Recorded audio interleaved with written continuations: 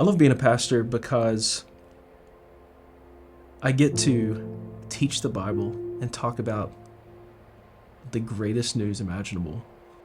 I get to over and over again tell the gospel story about God's good intentions in creation and how God, even though we rejected him and we fell, God did not abandon us to ourselves, but he graciously came to restore us and will one day restore all things. And I get to tell people that all the time.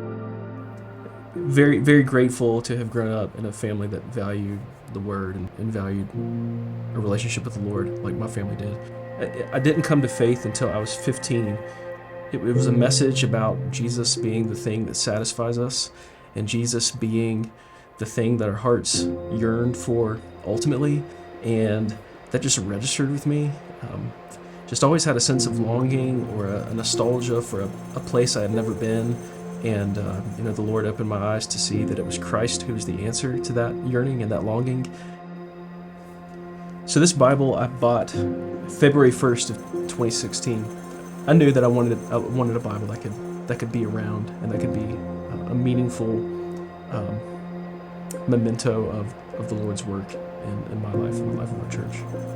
It's been amazing to think about all of the things, all of the ministry that has been done with this particular Bible since then, since 2016. It was there. It was present for when I shared at my grandfather's funeral, when I shared at my great-grandmother's funeral. It was there when I preached at my home church. It was there for all of the sermons that I've given since then.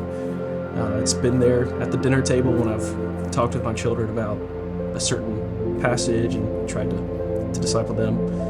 It is interesting to just think about all the places that I've gone with this particular Bible too, all over the world, and have taught from this Bible in Peru, Halifax, Nova Scotia, or the Dominican Republic, or wherever else. It's neat to think about the journeys that I've taken with this particular Bible, because I wanted it to be the Bible that was a meaningful part of the ministry. I knew that I wanted it to last a long time. It began to look like a long-term investment, I guess you could say. It began to be very worn on the edges, was starting to separate some of the front pages, and was very thankful to come across Scriptura and the work that you guys do to keep this thing intact, for the sake of hanging on to it for a while. So this has been a very crucial piece of my time as teaching pastor at Ridgewood Church, and I hope that this Bible represents my faithfulness to Jesus and my experience as a follower of Christ. Yeah, I hope when I die that my kids, I pray that I was godly and that I made the things that the Bible says plausible to them, that they believe the words of the Bible, not in spite of me, that they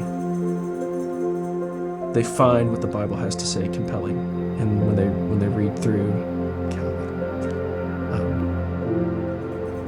I hope that when they see the notes that I took and I see the things that I underlined, I hope that they see that reflected in my life and see that I lived as a person who took the Bible seriously and who fathered the way that the God the Father does.